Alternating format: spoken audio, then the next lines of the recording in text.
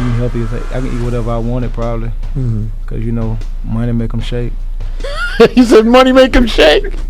Yeah, it does. It does. The camera pulls in close, his face bathed in soft lights, the ice cream cone tattoo just visible beneath the brim of his hat.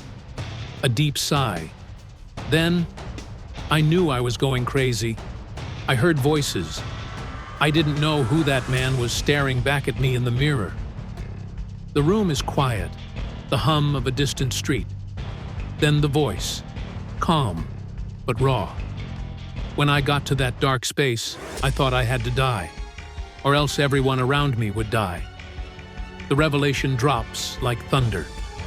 When Gucci Mane steps into the frame, he is no longer just the trap music legend, the iced-out ringleader, the king of Zone 6. He is a man at war with himself. Tonight, he finally opens the doors on a diagnosis he's long hid behind tattoos and bravado. Bipolar disorder, paranoid schizophrenia, and the raw truth of living with mental illness as a black man in America. This is not just a confession, it's a movement. Because in the hush of that moment, the unspoken stigma fractures. The world watches. The viral headline runs, Gucci Mane's shocking diagnosis sheds a light on the struggles of black men and mental health. And somewhere, a young man on the outskirts of Atlanta hits play, presses pause, and realizes maybe the trap isn't just the system. Maybe it lives inside. In the blink of an eye, we are transported to East Atlanta, the sun setting behind housing projects where concrete dreams dance in the alley light. A young boy draped in turf green and gold, a belt buckle like armor. His name then, Radrick Delantic Davis. His future, unknown, except that the streets already knew his name. Years later, on stage, the crowd chants, "It's Gucci, bitch!" the signature cry of a man whose voice became the soundtrack of a generation. He glided through the trap world with an audacious grin, chains glistening like lemonade diamonds, surrounded by chaos, guns, guests, and gangsters. He was fearless, he was loud, he was untouchable, until one day, he wasn't. Cut to a maximum security prison. Bars, iron clink, the echo of a cell door slamming shut. The legend behind the mask, Gucci Mane, walks in numb, heavy with regret, heavy with things he cannot name yet. In that cell, the dopamine machine of fame halts, and silence speaks in tongues. We watch him climb. We watch him fall. We watch him win Grammy nods, make trap classics, launch names like Migos, Young Thug, and then crash into self-doubt, substance abuse, paranoia, isolation. The body remains, but the mind drifts into war. And only now, does he pull back the curtain and show us the wound, PTSD, bipolar swings, psychosis episodes he couldn't control. Ladies and gentlemen, this is not just a rise and fall story. It's the story of mental illness, identity, community, survival, and rebirth. It's the story of Gucci Mane. The infamous face tattoo, a melting ice cream cone on his cheek, became a symbol of chaos disguised as cool.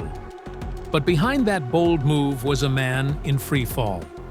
After being committed to a mental facility in 2011, the media labeled him crazy. He later admitted, "At that time, if you would have stepped on my shoe, I would have felt like you just tried me." Vice plus 3 essence, plus 3 creative, loafing, plus 3. What looks like stunt becomes hint, reveal, peel back. That tattoo? It wasn't fashion. It was a signal. Moment 2. Prison and the comeback, 2013 to 16. Charged in 2013 with 2 counts of firearm possession as a felon, facing up to 20 or more years, Gucci Mane found himself facing the abyss. St. Louis, Argus, to the New Yorker, plus 2. During those years, he compared the experience to war. In prison, he confronted the body, withdrawal from lean, alcohol, weed, the mind, panic attacks, anger so sharp it cut him, and the soul, questioning why he was still alive. He said, "I was naive to the fact I was numb." Vice +1, then he emerged. The world looked at him and saw a new man, sober, slimmer, married, clean-cut. The transformation was real. GQ+1, in October 2025, Gucci Mane released his memoir Episodes, the diary of a recovering madman, and a companion album, where he openly disclosed diagnoses of bipolar disorder and paranoid schizophrenia, and explained how he and his wife Keishia Kaoir manage his episodes. Tixel.com+1. The story becomes viral because it flips the script. This trap boss, this ice-out kingpin, is also someone who hears voices. And what happens when the toughest man in the room says, "I need help"? A trend is born, a movement of openness, of masculinity unmasked, of black men saying mental health matters. Radric Delantic Davis was born February 12, 1980, in Birmingham, Alabama.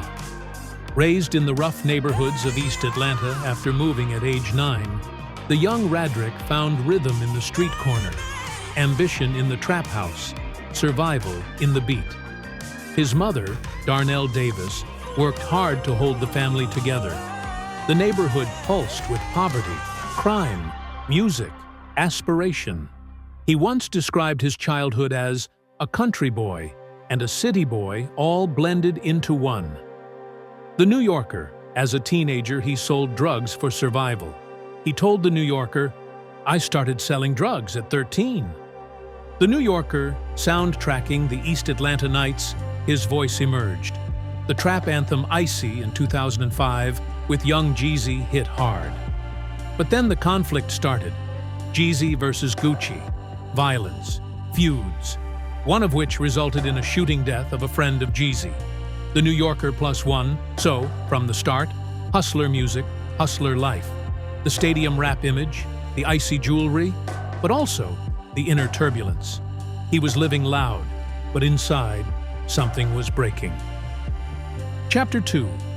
Fame and the Fallout. By 2009, Gucci Mane's album The State vs. Radric Davis marked him as a king of trap.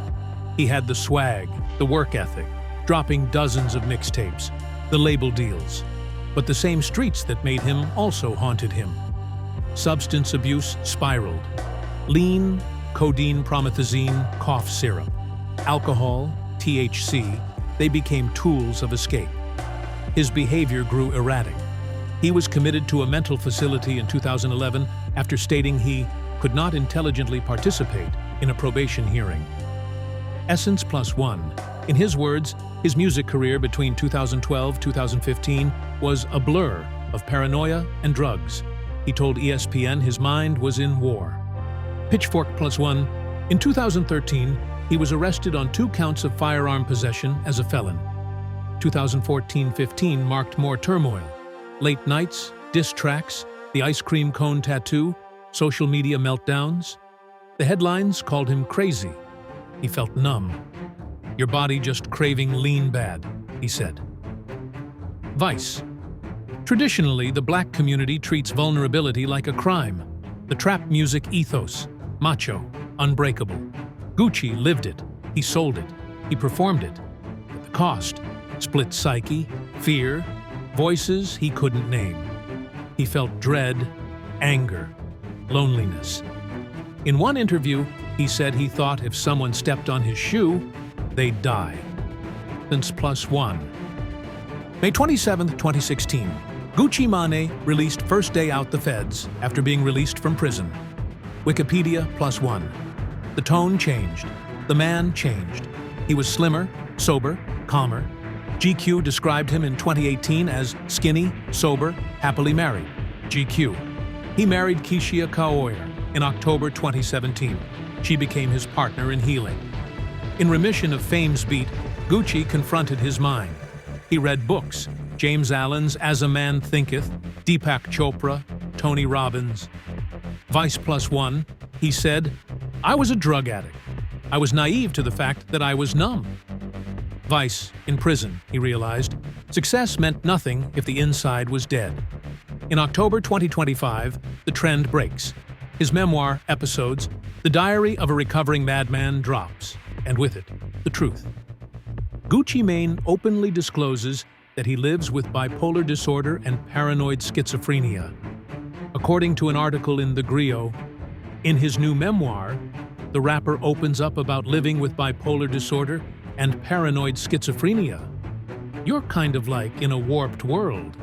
You're hearing voices, too. The Griot, his wife Keishia Kayor, describes how she intervenes. I take apps off his phone. Even if I got to change his password, you're not going on Instagram. The Griot. He describes manic episodes, giving away jewelry, saying words he couldn't believe afterward. He could not sleep, not eat, voices in his head. He recalls feeling like someone else had taken over.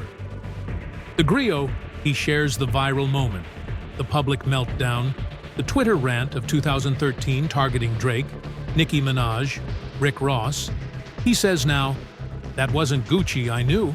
That was an illness, Forbes +1." And so a new conversation starts. Gucci Mane, Trap King, opening his brain. It's more than memoir, it's a viral moment. Because when a major hip-hop icon says he's mentally ill, something shifts. The headline resonates. Gucci Mane's shocking diagnosis sheds a light on the struggles of black men and mental health. This becomes a social event. Hashtags, interviews, speaking engagements. Black men face stigma in mental health. Historically, structural racism, incarceration rates, substance abuse, poverty all converge. Gucci's story becomes an impetus. When he says he heard voices, when he admits to schizophrenia, when he says he almost couldn't stop the train of chaos, he gives permission. He says, it's okay to say I need help. You can come off being the toughest in the room and still be hurting. In support, his new album Episodes drops with 23 tracks, exploring mania, psychosis, rebirth. His business empire, 1017 Records, launches a campaign, Mind Over Ice, fictionally speaking here, but consistent with the trend, to raise mental health awareness among black men. Social media posts explode.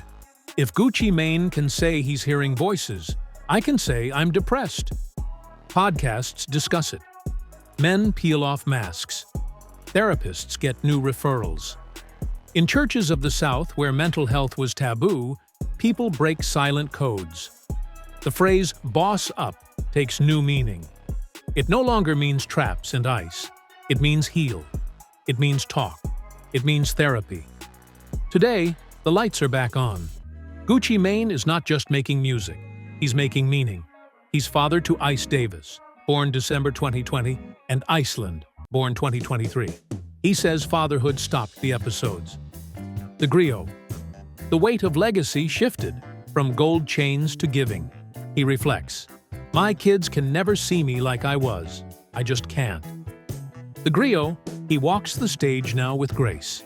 He's still iced out, still trap legend. But behind the flash, he carries a scar, a story, a mission.